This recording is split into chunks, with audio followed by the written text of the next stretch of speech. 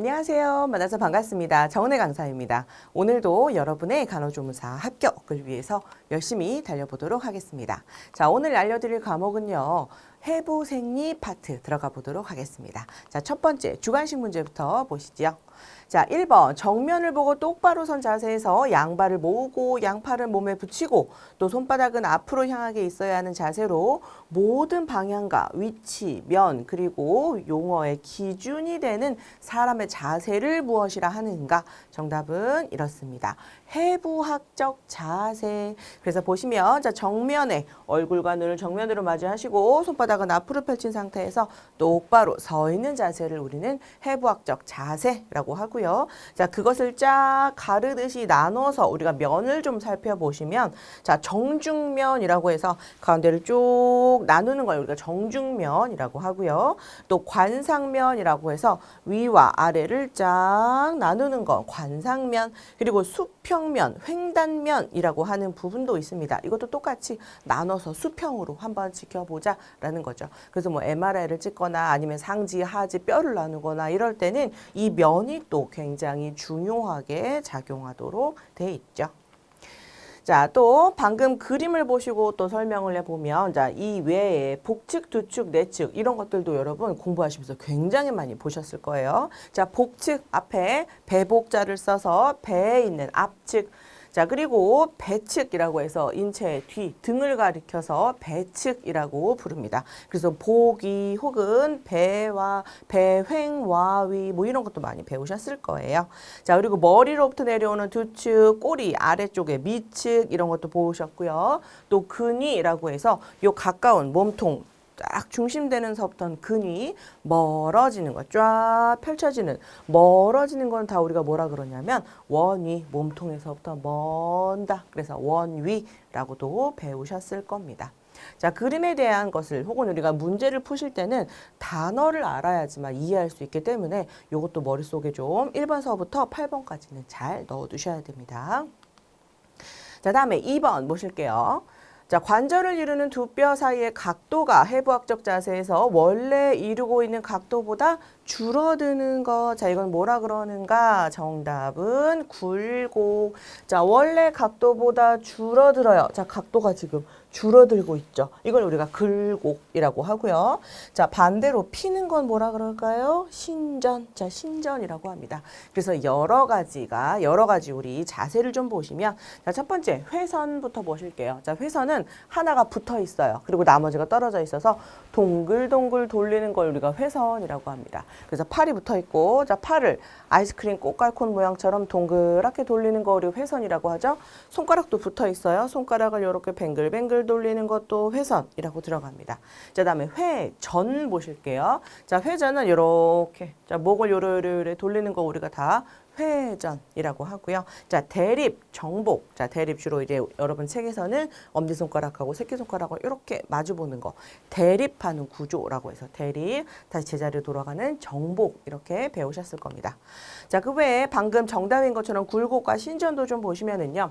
구부러지는 모든 것들은 다 굴곡이에요. 그래서 팔만 들어가는 게 아니라 제가 허리를 똑바로 서서 허리를 구부러지고 있어요. 이것도 또한 굴곡, 다시 피면 신전. 그리고 여기에서 더 피면 과신전 이렇게 되죠. 그래서 신전 그리고 굴곡 있었고요. 자, 외전과 내전도 보시면은요. 외전은 바깥으로 펼쳐지는 걸 우리가 외전이라고 하고 내전은 안으로 들어오는 걸 내전이라고 합니다. 자, 굴곡은 구부러지는 개념이고요. 내전은 안으로 들어오는 개념이에요. 그래서 보시면 제가 팔을 똑바로 핀 상태에서 지금 제가 안으로 이렇게 들어와요. 이건 뭐죠? 지금 제가 굴곡의 변화 없이 지금 팔을 안으로 쭉 오므렸다가 쭉 폈다가 하는 거죠. 그러면 얘는 우리가 내전, 밖으로 펼치면 외전 이렇게 할 수 있겠습니다. 손가락도 똑같아요. 그래서 손가락을 바깥으로 이렇게 엄지를 바깥으로 펼치면 외전, 안으로 들어오면 내전. 이렇게 되겠습니다. 자, 손에 대한 것도 똑같아요. 자, 손을 보시면 자, 엄지손가락이 바깥으로 펼쳐지는 건 우리가 뭐라 그런다고요? 외 바깥으로 펼쳐지는 거. 자, 안으로 들어오는 거는요. 내라고 부르죠. 자, 그래서 손은 다 앞에 뭐가 붙여 있냐면 회가 들어있습니다. 회라는 말이. 이거는 한문으로 모일회인데요. 뭐가 모이냐면 이 팔에 보시면 이 피부에 숨겨져 있는 두 가지 젓가락 같은 뼈가 있어요. 이 손에 이 젓가락 같은 두 개의 뼈가요. 우리가 손가락을 이렇게 안으로 손목을 안으로 비틀잖아요. 그럼 이 뼈가요. X자 모양으로 안에서 꺾입니다. 그래서 뼈가 젓가락처럼 두 개가 이렇게 있다가 모이잖아요. X로. 그래서 모일회를 쓰는 겁니다. 그래서 안으로 모였다가 다시 바깥으로 펼쳐졌다가 회내 회외 순으로 돌아가는 거고요. 자, 발목은 뭐가 들어가냐? 번이 들어갑니다. 번. 그래서 어떻게 저는 외웠냐면요. 발목의 번, 비읍비읍이에요. 발목의 번. 그래서 안으로 들어가는 거, 발목이 안으로 확 꺾이는 거 우리가 네 번이라고 하고요. 바깥으로도 꺾일 수 있죠. 바깥으로 꺾이면 뭐예요? 외번. 그렇습니다. 해부학적 자세도 시험에 심심치 않게 잘 나오는 문제이기 때문에 우리가 여러분 손으로 좀 이렇게 연습을 해가면서 외우시는 것이 훨씬 더 머릿속에 빨리 들어가실 거예요. 자, 다음에 자 이렇게 움직임을 나타내는 거. 자, 방금 제가 요래요래 설명한 것들이 사전적 명의로는 이렇게 되어 있다라고 보는 겁니다.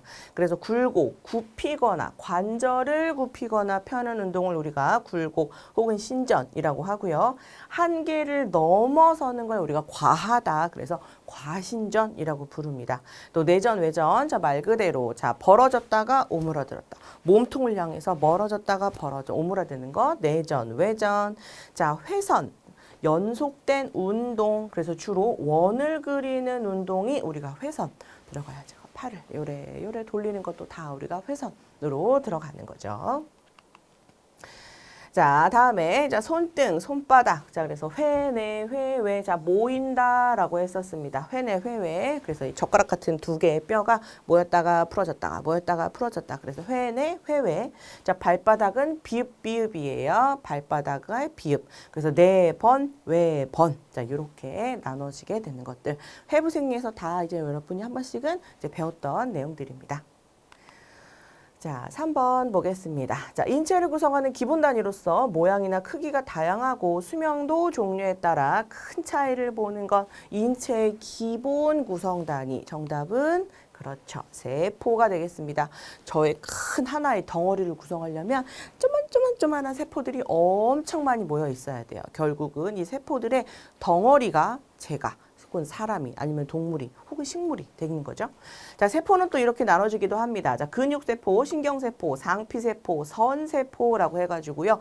호르몬이나 이런 타액선, 호르몬을 분비하는 애들은 다 우리가 선이라고 하고 그것을 유발하는 이런 조직을 우리가 선세포라고 부르죠. 자, 그리고 나서 자, 세포의 이동 기전을 한번 보시면은요. 자, 세포는 그냥 가만히 있는 게 아니라 이 세포를 통해서 얘네들이 움직이기도 하고 받아들이기도 하고 뿜어내기도 합니다. 그래서 확산에 의해서도 물질이 교환이 되고요. 또 삼투에 의해서도 움직이기도 합니다. 또 능동이동이라는 것이 있어요. 에너지를 이용해서 영양물질을 움직이는 역할을 하게 됩니다. 주로 우리 영양은 어디서 빨아들여요? 소장에서 빨아들이죠. 그 소장에서 움직이는 세포를 우리가 능동이동이라고 합니다. 또 식세포 중에 아주 유명하게 백혈구가 있죠. 얘네들이 하는 일은 뭐예요? 균작용. 그렇습니다. 또 세포 흡수 작용으로는 세뇨간에서 단백질을 다시 쫙 빨아들였다가 포도당을 포함한 단백질을 쫙 빨아들였다가 필요한 곳을 다시 집어 넣어놓는 역할을 하죠. 그래서 당뇨 있는 분들은 또 세포 흡수 작용 요 부분이 많이 고장 나신 겁니다. 자, 4번 넘어가겠습니다. 자, 혈액, 림프액, 조직액 등 체내 액체로 조직세포의 영양분이나 산소를 운반하고 노폐물을 제거하며 병원체 박멸과 체온 조절 등의 기능을 하는 체액은 크게 세포 안에 들어있는 세포 내과 세포 밖에 있는 세포 외액으로 크게 나눠지게 됩니다. 자, 그중에서 바깥에 있는 그렇다면 세포 외액의 구성 요소 두 가지는 무엇인가? 정답은 이렇습니다. 간질액 그리고 혈관액, 혈관 혹은 내액이라고 부르죠. 자, 사이 간자를 써서 간질액이라고 하고요. 자, 세포 내액은요, 말 그대로 세포 안에 있는 애들입니다. 자, 세포 이 안에 차 있는 물질, 이걸 우리가 세포 내액이라고 하고요. 세포 바깥에 있는 애들은 우리가 외액이라고 하고요. 크게 간질액과 혈관 내액으로 구분을 하게 됩니다. 자, 특히 우리는 혈관 내액이라고 부르는 애는 뭐냐면 쉽게 말하면 피로 구성이 된 거를 말하는 거고요. 자, 피는 우리가 배우셨다시피 혈구는 45% 그리고 혈장이 55%로 나눠져 있죠. 그러니까 피를 뽑아봤을 때 쭉 원심분류기를 돌리잖아요. 그럼 이렇게 빨간색 건더기가 밑에 가라앉습니다. 얘를 우리가 혈구라고 하고요. 위에 뜨는 노란 찐물을 우리가 혈장이라고 불렀다면 혈구는 45% 그리고 혈장은 55% 순으로 들어있어서 혈구가 조금 더 적은 수치를 가지고 있습니다. 자, 혈구 안에 들어있는 세 가지도 당연히 아시죠? 백혈구, 적혈구, 그리고 뭐 하나 있어요. 지혈을 하는 혈소판.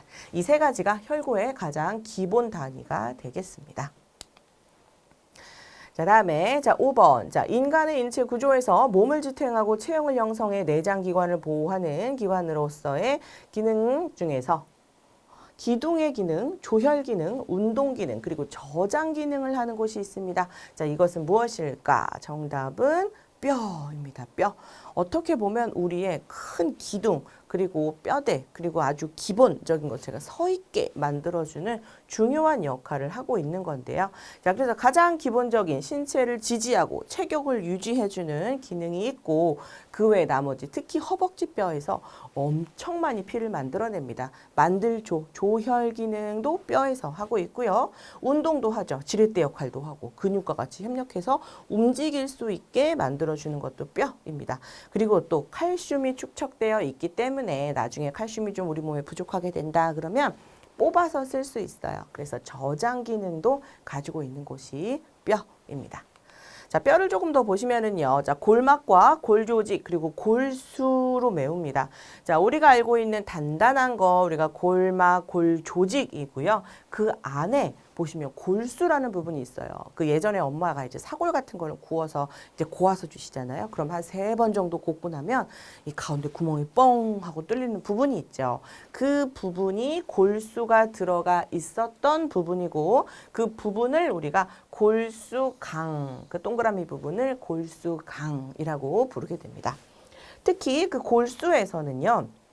우리가 적색 골수 혹은 노란색, 황색 골수 이렇게 두 가지가 나오는데 어린이는 모든 골이 다 적색 골수입니다. 그리고 이제 나이가 들어가면서 점점점 어른들은 노랗게 변해가죠. 그래서 아기들은 피를 계속 만들어야 되기 때문에 골수들이 다 빨개요. 새빨간 골수가 들어갑니다.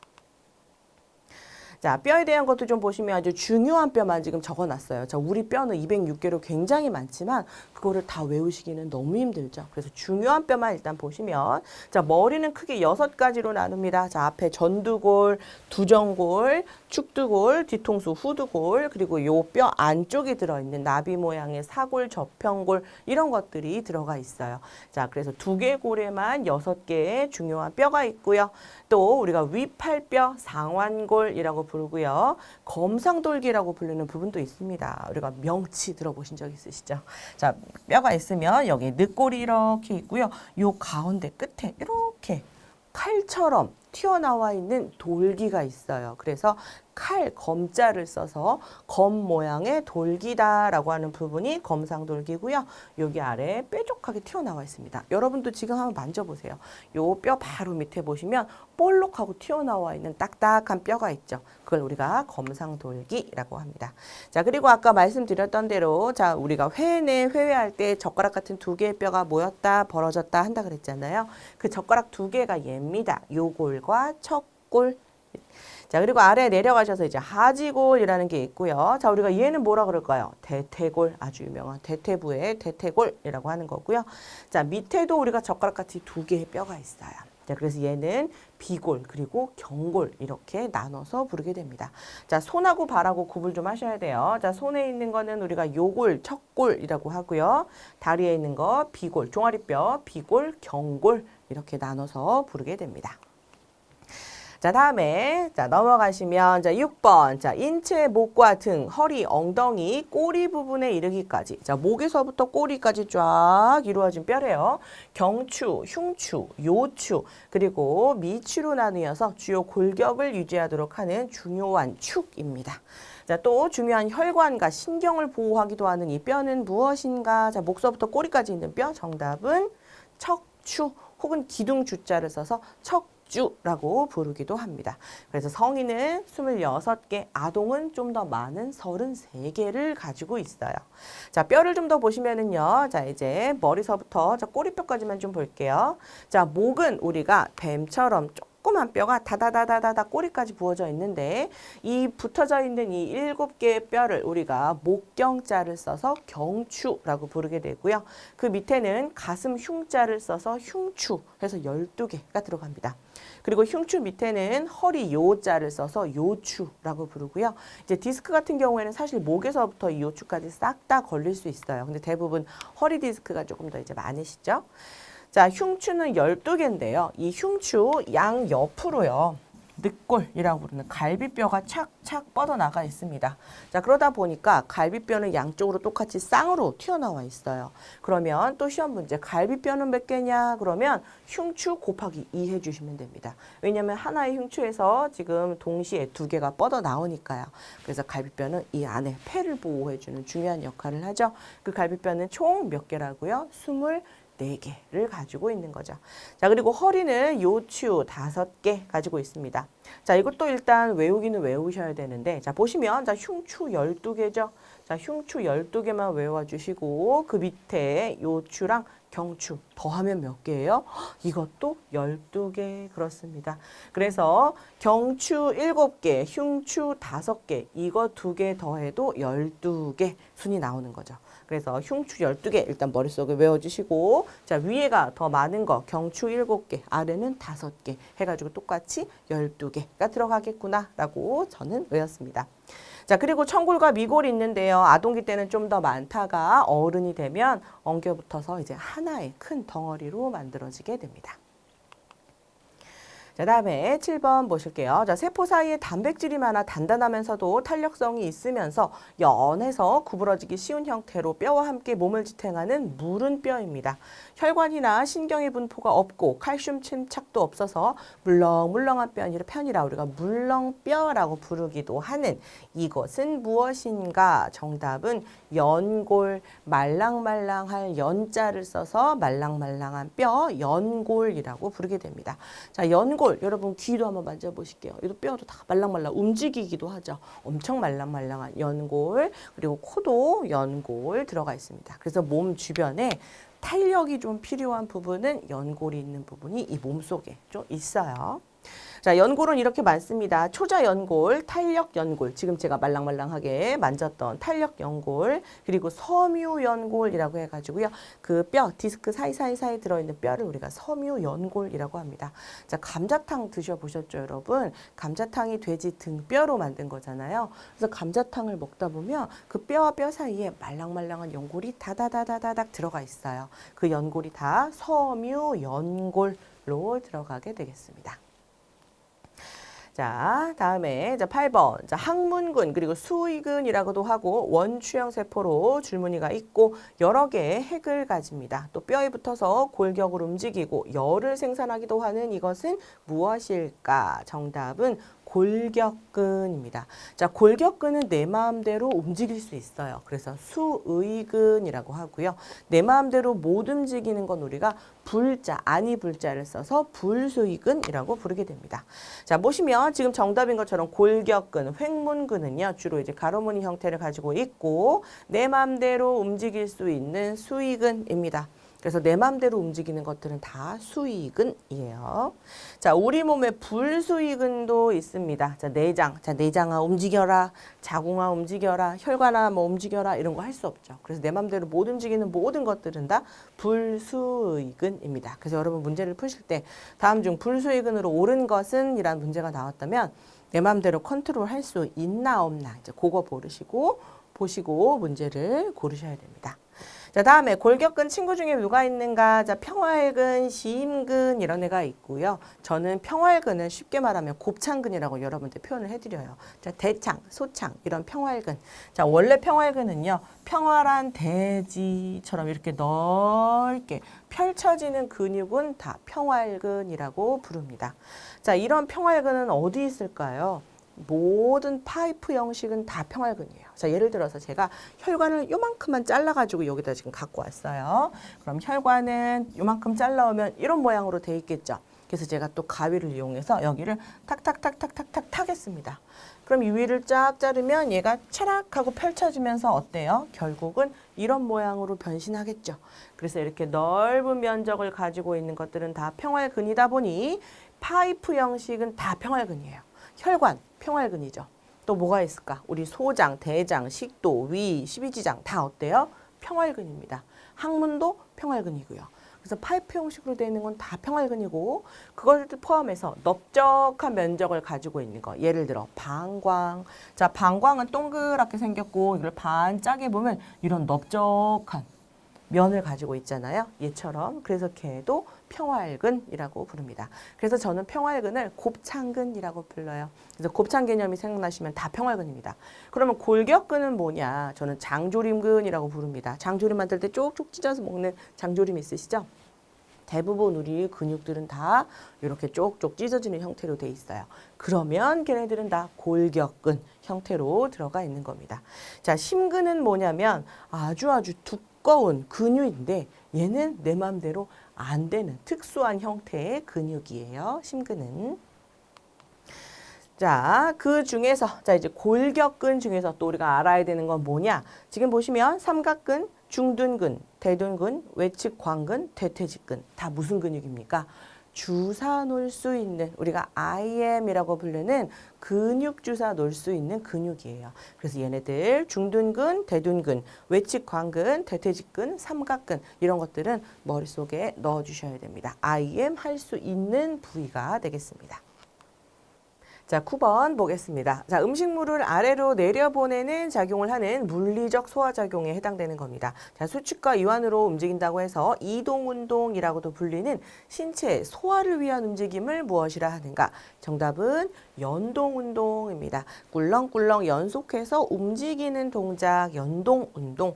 그래서 이 연동운동이 있어야지만 물리적 소화와 화학적 소화와 생물학적 소화 이 세 가지가 다 이루어질 겁니다. 자, 우리 소화에 대한 거 조금만 더 보실게요. 자, 일단 시작은 어디서 되는가? 구강 입에서부터 시작이 되는 거죠. 그래서 씹는, 저자, 꿀꺽, 삼키는 연화 이런 것들이 구강에서 일어나고요. 또 구강에서는요. 뿌띠알린이라는 탄수화물 분해 효소가 나오게 됩니다. 또 연화작용, 꿀꺽, 또 수분과 윤활, 침이 나와서 청정작용까지 싹 도와주는 부분이 구강이 될 거고요. 자, 그리고 나서 이제 인두로 넘어가게 됩니다. 자, 인두는 12cm 정도 되는 구간인데요. 자, 어디서부터 우리가 인두라고 부르는가? 자, 그림을 좀 잠깐 보시면 자, 여기 자, 우리가 입은 구강이라고 하고요. 요 짧은 요 12cm 요 구간을 우리가 인두라고 부르게 됩니다. 자, 여기에서도 굉장히 중요한 역할을 나누게 돼요.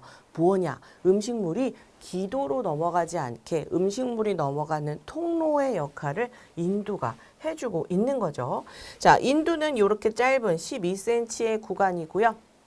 공기와 음식의 공동 통로 여기서부터 촥 갈려지기 시작하는 겁니다. 자, 그러다가 이제 의식이 소실되게 되면 대부분 여기가 막혀서 위험해져요. 그래서 우리가 갑자기 막 쓰러져가지고 의식이 없다. 그런 분들은 고개를 옆으로 돌려주거나 뭐 아니면 자세를 이렇게 해주는 이유가 이 인두 부분에 막혀있는 혀의 위치를 바로잡기 위함이죠. 또 기립부색 일으키는 부위이고 꿀꺽 삼키는 연화반사가 일어나는 부위이기도 합니다. 자, 그런 다음에 식도. 자, 식도는 약 25cm 정도 되는 부분이고요. 중간중간 생리적 협착이라고 해가지고요. 한 3군데 부위가 안으로 좀 오므라져 들어가 있어요. 그리고 여기에서 이제 정답인 것처럼 꿀렁꿀렁 연동 운동이 일어나게 됩니다. 자, 다음에 10번 보실게요. 자, 침은 침샘에서 분비되는 소화액으로 하루에 분비되는 양은 보통 0.75에서 1.5리터 정도입니다. 자, 그 중에 침을 분비하는 침샘 종류 3가지는 어디 있는가? 정답은 이하선, 악하선 그리고 설하선이라고 합니다. 자, 정면에서 보면 자, 귀가 이렇게 있고요. 귀 밑에 큰 덩어리 양쪽에 이하선이 있어요. 그리고 아래턱, 악하선이라고 부르는 부분에 조그맣게 있고요. 혀를 앙 하고 들어보면 혀 밑에도 또 설하선이라고 붙어 있습니다. 다 침을 분비시키는 기관이고요. 또 이것도 또 그림에서 한번 살펴보자면, 자, 여기에 이 양옆에 이렇게 동글동글동글 나와 있는 이 부분 있죠. 여기에서 침이 뿜어져 나오기 시작합니다. 그래서 구강에 보시면, 자, 이 부분, 이 부분, 이 부분, 여기서 우리가 이제 침이 뿜어져 나온다라는 부분, 이쪽이 되겠습니다. 자, 다음에 자, 11번. 식도와 소장 사이에 있는 J자 모양의 주머니처럼 부풀어 있는 소화관의 일부입니다. 식도로부터 넘어온 음식물을 염산 그리고 펩신 등의 위액을 통하여 소화시키는 본격적 소화의 첫 단계. 정답은 어디일까요? 위입니다. 그래서 이런 덩어리가 있는 거를요, 곤죽을 만들어요. 아주 죽처럼 이렇게 연하게 물화, 액화시키는 부분이 바로 위입니다. 이렇게 액화시켜야지 장에서 영양소를 뽑아낼 수가 있잖아요. 그래서 위에서 자, 실제 소화의 첫 장소로 이용되기도 하고요. 그리고 또 하나, 알코올과 당의 선택적 흡수가 이루어지게 됩니다. 자, 대부분의 영양은 다 소장에서 흡수되는 건 맞아요. 그렇지만 인간이 오랫동안 진화를 해왔더니 알코올처럼 이렇게 몸에 안 좋은 애들이 들어오게 되면 신호를 좀 줘야 돼요, 뇌에다가. 그래서 안 좋은 게 들어왔으니까 빨리 간하고 우리 몸을 좀 준비를 시켜줘 하고 미리 얘만 쪽 뽑아가지고 뇌에다가 알려줘요. 자, 당도 똑같습니다. 밥이 들어왔나 봐 라고 뇌에다가 알려줘야 되거든요. 그래서 알코올과 당만 미리 좀 뽑아서 알려주게 되는 선택적 흡수 작용을 하는 기관이 어딘가? 위가 되겠습니다. 자, 위도 그림을 한번 보고 넘어가도록 할 거예요. 자, 그림을 보시면, 자, 이 부분, 자, J자 형태로 들어가 있는 부분이고요. 자, 여기서부터, 자, 요렇게 들어가는 부분입니다. 그래서 이 위에서는요, 여기에 착착착 잡아주는 주머니가 있고요. 또 아래쪽에도 착착착 잡아주는 주머니가 두 부위 있습니다. 그래서 우리가 얘를 뭐라 그러는가? 분문 혹은 분문부라고 부르게 되고요. 이 부위를 또 하나는 유문 혹은 유문부라고 부르게 됩니다. 그래서 얘는요, 꽉 잡아주고 있는 이제 근육의 역할을 하고 있어요. 그래서 우리가 소화가 막 되고 위가 꿀렁꿀렁꿀렁 움직이고 있을 때는 얘네들이 꽉 잡아주고 있다가 이제 액화가 다 끝나면 유문부가 쫙 열리면서 음식물이 아래로 쫙 흘러내려가는 역할을 하고 있죠. 자, 12번 보겠습니다. 자, 위와 대장 사이에 있는 길이 6에서 7m의 소화관에서 가장 긴 소화관으로서 영양분을 소화, 흡수하는 중요한 부분입니다. 12지장, 공장, 회장의 순으로 구성되어 있고 영양분을 흡수하는 이곳은 어디인가? 정답은 소장입니다. 자, 소장은 6m예요. 굉장히 길죠. 일렬로 쫙 늘어보면 굉장히 긴 관입니다. 그래서 이 관을 우리가 크게 세 가지로 나누는 거죠. 이제 손가락 12마디 정도 된다. 그래서 12지장. 그리고 자, 가운데 보시면 자, 공장과 회장은 어떻게 나누는가? 이걸 어떻게 장을 나누지? 그래서 학자들이 어떻게 하기로 했냐면 그냥 가운데 쫙 줄을 그었습니다. 그래서 위를 한번 여러분이 한번 탕탕탕 한번 두드려 보세요. 그럼 여기서 텅텅텅 하는 북소리가 들립니다. 대부분 위에는요, 비어 있어요. 그래서 빌공을 써서 공장이라고 부르게 됩니다. 소장의 윗부분, 공장. 자, 그리고 밑에 있잖아요. 음식물이 다 여기 모여 있어요. 그래서 모일회를 써서요, 회장이라고 부르게 됩니다. 그냥 단순하게 이렇게 나눠놨어요. 위는 비어있네. 그래서 공장. 음식물이 다 밑에 있네. 그래서 회장이라고 부르죠. 소장은 이렇게 나눠지게 됩니다. 자, 소장에서 분비되는 애들도 좀 보시면, 자, 효소, 에렙신, 말타제, 수크라제, 락타제. 그래서 이런 크게 네 가지 효소가 나와서 이제 음식물을 영양소로 분해시켜 쫙쫙쫙쫙 뽑아들이는 역할을 하는 거죠. 자, 다음에 13번 보겠습니다. 자, 위장관과 척추동물의 소화의 마지막 부분으로서 음식물이 섭취한 물이 이곳에서 흡수됩니다. 자, 물이 흡수되는 곳이고요. 또 소화되지 않은 남은 물질은 변으로 만들어서 배출시키는 곳이기도 합니다. 또 간에서 배출된 담즙도 이곳에서 재흡수되고 결장띠나 결장 팽기, 복막수, 기름덩어리를 좀 갖고 있어서 소화효소의 분비는 일어나지 않는 이곳은 어디일까요? 정답은 대장 되겠습니다. 자, 대장은 사이즈는 큰데요. 길이는 그렇게 소장만큼 길진 않습니다. 1.5m 정도가 되는 거고요. 가장 큰 역할은 뭐예요? 물. 그래서 곤죽처럼 되어 있는 음식물을 물을 쫙 빼서요. 변의 형태, 덩어리의 형태로 다시 만들어주는 곳이 대장 되겠습니다. 자, 대장도 또 나눠보면 이렇게 나눠져요. 맹장 그리고 결장. 자, 결장은 위로 올라가는 상행결장, 옆으로 가는 횡행결장, 아래로 가는 하행결장, 그리고 알파벳 S자 모양의 S상결장, 그리고 마지막 직장 순으로 들어가게 됩니다. 자, 이것도 해부학적 위치를 한번 보도록 하겠습니다. 자, 보시면 자, 이렇게 분홍색으로 표시된 부분이 대장인데요. 자, 맹장은요. 우리가 너 그 얘기 들었어? 친구가 이번에 맹장으로 수술했대잖아. 근데 우리가 말하는 그 맹장은 대부분 다 어디예요? 충수돌기입니다. 자, 맹장을 한번 그림을 그려보면요. 자, 소장이 이렇게 있죠. 그럼 소장은 사실 맹장이 이렇게 푹 박혀 있어요. 이렇게 부드럽게 소장에서 대장으로 시작되는 게 아니라 소장이 맹장에 푹 박혀있는 형태가 되어 있습니다. 그리고 밑에 꼬리처럼 매달려 있는 애가 있는데 그게 바로 충수돌기이고요.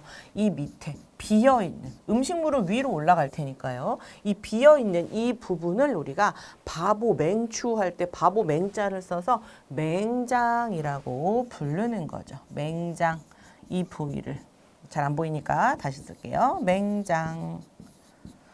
그래서 가끔 우리가 이제 질병관리에서 이런 걸 배우셨을 때 어떤 기생충은 맹장에서 사는 거를 좋아하는 기생충도 있습니다 라고 배웠습니다.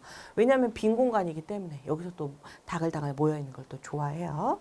자, 그렇습니다. 그래서 맹장, 그런 다음에 상행, 횡행, 하행, 그리고 S상을 거쳐서 직장에 모였다가 적당히 차지게 되면 변이를 느끼게 돼서 화장실을 가게 만드는 부분이죠. 자, 14번 보겠습니다. 자, 인체 내 가장 큰 분비선으로 오른쪽 위 상복부에 위치해 있는 기관입니다. 자, 혈관 때문에 진한 붉은 갈색을 띠기도 하고요. 자, 갈비뼈에 둘러싸여 보호받고 있는 인체 단일 최대의 장기입니다. 자, 얘는 그렇습니다. 간.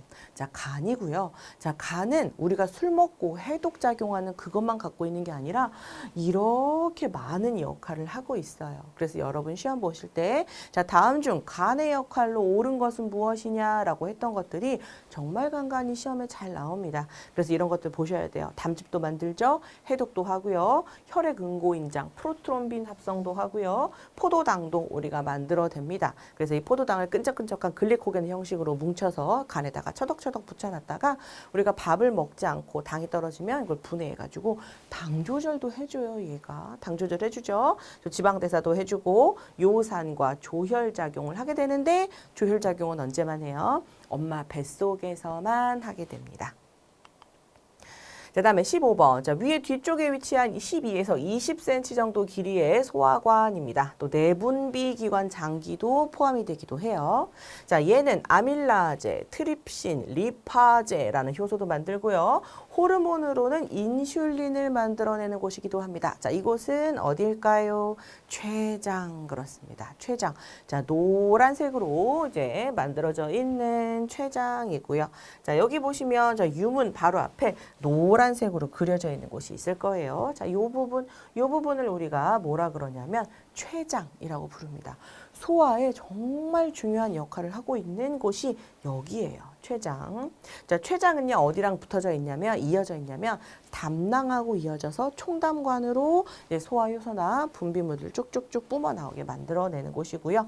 총담관은 어디랑 붙어 있냐면, 십이지장과 붙어 있습니다. 그 노란색, 요 췌장의 역할, 이 복강 뒤쪽에 있어서 우리가 잘 만져지지는 않는 그런 부위입니다. 자, 하는 일을 좀 보시면, 췌장에서는 크게 두 가지 파트의 물질이 나옵니다. 하나는 호르몬, 하나는 효소. 그래서 효소에서는 우리가 인슐린이 나옵니다. 췌장에서 분비되는 호르몬 하면 바로 떠오르는 게 뭐예요? 인슐린이죠. 혈당을 낮추는. 그런데 인슐린만 나오는 게 아니라 글루카곤이라는 놈도 나와서 얘는 혈당을 올리는 역할을 합니다. 또 효소도 나오죠. 세 가지. 자, 앞글자만 똑똑똑 따서 저는 외우자라고 합니다. 아트리, 아트리가 나옵니다. 효소, 아트리. 첫 번째 아는 아밀라제. 두 번째 트는요, 트립신, 리는요, 리파제 형식으로 나오게 됩니다. 그래서 얘네들은 각기 에너지를 만드는 애들을 착착착 분해해서 소장에서 뽑았을 수 있게 만들어주는 역할을 하는 거죠. 자, 16번 보겠습니다. 자, 폐포 공기와 폐 모세혈관 사이에서 이산화탄소와 산소의 교환이 이루어진다면, 자, 우리가 이것을 무슨 호흡이라고 부르는가? 폐포에서 이루어지는 호흡. 정답은 외호흡. 그래서 혹은 폐호흡이라고 불리는 부분입니다. 우리가 호흡은 크게 두 가지로 나누죠. 우리가 폐에서 일어나는 호흡은 바깥 호흡이라고 불리는 외호흡이라고 하고요. 이제 들이마셔진 산소가 조직으로 가서 산소, 이산화탄소를 조직에서 교환하는 건 우리가 내호흡이라고 부르게 됩니다. 그래서 기체는 이런 식으로 이제 운반이 되실 거고요. 자, 외호흡과 내호흡을 한번 더 살펴보시게 되면, 자, 우리가 바깥에서 이제 폐에서 갈라지는 호흡은 외호흡이라고 부르고요. 또 우리가 안에 들어와서 우리가 조직에서 이루어지는 산소, 이산화탄소의 교환은 내호흡 이렇게 나눠지게 됩니다. 자, 이 두 가지는 중요하니까 꼭 알고 들어가셔야 됩니다. 자, 간단하게 호흡기 기관도 좀 이렇게 생겨 있어요. 자, 콧구멍 비강을 통해서 들어오는 산소는 후두를 통해서 기관지, 기관으로 넘어갑니다. 자, 그리고 나서 양쪽 폐로 쫙 갈라져서 들어올 거고요. 이 폐가 늘어났다 줄어들었다 하는 움직임은 늑막 혹은 횡경막 이런 것에 의해서 늘어났다가 줄어들었다가 하게 될 거예요. 자, 호흡수도 한번 살펴보고 가스 교환도 좀 볼 겁니다. 자, 호흡수 정상치 12에서 20회 하셔야 되고요. 이게 넘어가게 되면 빈호흡, 이거보다 안 되면 우리가 서호흡이라고 부르게 되죠. 자, 우리가 후두계 혹은 후두 덮개라고 불리는 부분이 있습니다. 자, 후두계 부위는 이 후두에 있는 건데요. 자, 이거를 크게 나눠보면, 자, 후두 길이 이렇게 있어요. 그러면 여기에 우리 페달 쓰레기통 있죠. 페달 쓰레기통 뚜껑처럼 생긴 게 후두개입니다. 그래서 평상시에는 열려 있어요. 말을 할 때도 열려 있고요. 공기가 들어와야 되니까요. 근데 제가 음식물을 딱 먹게 되는 그 순간 이 후두 덮개가 아래로 탁 하고 닫힙니다. 그래서 후두 바로 윗부분에 주로 있는 이곳을 우리가 후두개라고 부르게 돼요. 자, 가스 교환은 모두 복식과 흉식으로 어쨌든 둘 중에 하나로 이루어지게 되는 거고요. 만약에 이런 호흡이 제대로 이루어지지 않는다면 폐 속에 공기가 없는 무기폐가 일어나서 결국은 폐렴이라던가 폐기종이라던가 이런 것들을 좀 유발할 수도 있겠습니다. 자, 17번. 자, 교대성 무호흡으로 얕고 빈번하게 호흡을 하다가 깊고 급속하게 되어 극도에 이르러 호흡이 중지될 수도 있고, 그 다음에는 얕고 빈번하게 다시 반복하는 이런 여러 형태를 보이게 됩니다. 숨 쉬었다가 짜잘짜잘 안 쉬었다가 또 쉬었다가 또 짜잘짜잘 안 쉬었다가, 자, 이렇게 호흡이 교대로 일어나는 경우를 무엇이라 하는가? 정답은 체인 스톡이라고 합니다. 체인. 그래서 쉬었다 안 쉬었다 쉬었다 안 쉬었다 쉬었다 안 쉬었다 하기 때문에 우리가 체인 스톡 호흡이라고 하고요. 특징은 우리가 얕고 빠르게 가다가 갑자기 깊고 완만한 호흡을 하다가 안 쉬어요. 또 이런 일이 또 반복이 되게 됩니다. 그래서 우리가 주로 돌아가시기 전에 이런 호흡을 많이 하기 때문에 우리가 별명으로 임종시 호흡이라고 부르기도 하죠. 자, 그 외에 호흡에 대한 사전적 명의도 좀 볼게요. 자, 정상 호흡 아까 20이었지만 이제 22까지 이제 보시는 것도 있고요. 자, 과도 호흡이라고 해가지고요. 24번 넘어가게 되면 우리가 하하하하 쉬는 호흡 우리가 과도 호흡이라고 합니다. 너무 높으면 좋지 않아요. 우리가 숨을 계속 많이 쉬잖아요. 그러면 어지러워요. 과도 호흡 때문에. 그리고 이 호흡으로 인해서 몸에 산성과 아니면 알칼리성의 밸런스가 떨어질 수도 있습니다.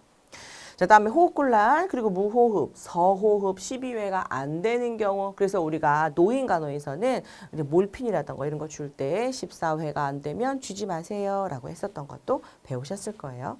또 쿠스마 호흡이라고 해서 얘는요, 주로 당뇨와 관련이 깊습니다. 당뇨 환자가 뭘 제대로 안 먹어서 쓰러지면 이 저장해놨던 지방세포를 쪼개서 에너지를 만들어내기 시작해요. 그런데 이 지방세포가 쪼개지면서 똥을 싸는데 이 똥의 이름이 케톤체 혹은 케톤 바디라고 부르게 됩니다. 근데 그 케톤이요, 굉장히 산성이에요. 아주 빙초산급 산성이래요. 그래서 몸을 다 피클처럼, 오이 피클처럼 절여지게 만드는 겁니다. 그러면 그때 이런 쿠수마을 호흡이 나면서 입에서 아세톤 같은 과일 냄새가 좀 나는 특징을 가지고 있죠. 자, 18번 보겠습니다. 혈장 속에 녹아있는 단백질들을 지칭하는 말로써 알부민과 글로불린이 대부분을 차지합니다. 혈장의 약 7에서 8%를 차지하고 있는 이것은 무엇인가? 정답은 혈장 단백질입니다. 그래서 피를 나눠보게 되면 그 밑에 건더기, 혈구 말고 이 위에 떠있는 노란 물. 자, 이 중에 이 혈장에서도 단백질을 우리가 좀 가지고 있고요. 이 혈장 단백질, 이 혈장은 이런 역할을 하게 됩니다. 자, 완충. 그리고 여기에 이제 건더기를 태워서 물질의 수송, 그리고 혈액 응고에 관여하는 피브리노겐도 다 여기에 들어가 있고요. 또 방어 작용을 하는 감마글로불린도 다 혈장 단백질 안에 들어있는 성분입니다. 자, 19번. 순환기에서 혈류를 통해 체세포에 산소를 전달하는 역할을 하는 것으로 골수에서 생성되며 헤모글로빈이라는 붉은색의 혈색소가 들어있는 이 빨간 혈액이 붉게 보이는 빨간 원반 모양은 무엇이라 하는가? 정답은 적혈구, 붉을 적을 써서 적혈구라고 부르게 됩니다. 그래서 적혈구에는 헤모글로빈 Hb가 들어있고요. 정상치는 여성분들은 12g/dl 정도는 돼야 됩니다. 자, 형태는 오목한 원반 모양이고요. 산소와 이산화탄소 교환에 없어서는 안 될 아주 중요한 역할을 하고 있는 것이 적혈구입니다. 자, 그 외에 나머지 우리 혈구라고 불리는 애들은 크게 두 가지가 더 있었죠. 백혈구의 역할, 식균 작용하는 애가 있었고요. 혈소판의 역할, 지혈을 하는 애가 있었습니다. 자, 또 적혈구와 백혈구, 혈소판에 대한 거를 좀 보시면은요. 자, 수혈이라는 것도 있어요. 자, 15분 이내에 주로 이제 확인을 해서 빨리빨리 피를 주도록 해야 되는 특징을 가지고 있고요. 자, 이런 것들을 다 적혈구, 백혈구, 혈소판이 들어가 있는 피를 주기 전에는 꼭 해야 되는 검사, 혈액 검사, 그리고 교차 반응, 크로스 매칭 해주셔야 됩니다. 또 흔한 수혈 부작용으로는 미열이 있고요. 대부분 요즘 병원에서는 알레르기 방지를 위해서 항히스타민제를 좀 같이 처방해주기도 합니다. 자, 우리가 이런 것들을 수혈하기 전에 이제 용혈성 빈혈이라던가 혈소판 감소증 혹은 심한 화상이 있을 때 우리가 핀을 또 어떤 것들은 적혈구만, 어떤 것들은 혈소판만, 또 어떤 것들은 혈장만 집어 넣을 수도 있어요. 그래서 분류해서 집어 넣는 것도 이제 또 다른 수혈의 특징 방법입니다. 자, 20번. 심장을 통한 혈액이 정맥과 심방, 심실, 동맥순으로 올바른 방향으로 안전하게 흐르도록 몇 개의 밸브가 역류를 방지하도록 하고 있어요. 자, 이처럼 피가 역류하지 못하도록 하는 기능을 가진 밸브를 무엇이라 하는가? 정답은 판막이라고 부르게 됩니다. 판막. 심장에서는요, 아주 중요한 판막이 있어서 역류하지 못하도록 막아주고 있습니다. 이 심장은 아주 엄청난 큰 압력을 가지고 있기 때문에 그냥 짜면 위로 ปุ๊ 하고 뿜어 오를 수도 있단 말이에요. 그러다 보니까 몸이 안 좋아지겠죠. 그래서 이제 이 인간이 또 이렇게 진화해 왔습니다. 위로 올라가지 못하도록. 자, 막아주는 판막 아주 유명한 거 2000판 그리고 3000판이 있겠습니다. 자, 첫 번째, 자, 2000판은요, 우리가 승모판이라고 부르기도 해요. 이 승모는 승모근의 승모가 아니라요, 우리가 교황의 모자라고 해서 승모라고 합니다. 교황 모자 보신 적 있나요? 약간 요런 느낌의 요런 모자를 이렇게 쓰고 계시잖아요, 이분이. 그래서 이제 얘네들이 뒤집어진 모양이 딱 이렇게 승모 같은 거예요. 그래서 이걸 한문으로 표현하자니 천주교에 대한 한문이 없어서 그럼 뭐 이분들도 뭐 스님이 아닐까? 그래서 승려 승자의 모자, 그래서 승모판이라고 부르게 되는 거죠. 그래서 얘는 두 개라서 2000판을 가지고 있고요. 자, 얘는 좌심방과 좌심실이 수축할 때 역류를 방지합니다. 자, 그리고 3000판은 우심방과 우심실이 수축할 때 역류를 방지하게 됩니다. 자, 그림을 좀 보시면은요. 자, 이런 모양으로 되어 있어요. 그래서 2000판 크게 두 가지로 되어 있고요. 3000판은 크게 세 가지의 판으로 되어 있어서 역류하는 거를 막아줍니다. 또 그 위쪽을 보시면 자, 대동맥이랑 폐동맥도 역류 방지하기 위해서 밸브가 있어요. 그래서 이것도 대동맥판 혹은 폐동맥판이라고 따로 또 불리는 기관이 있죠. 자, 여기까지 20번 문제 풀어보셨습니다. 좀 쉬었다가 21번부터 또 들어가도록 하죠. 항상 여러분의 꿈을 응원합니다.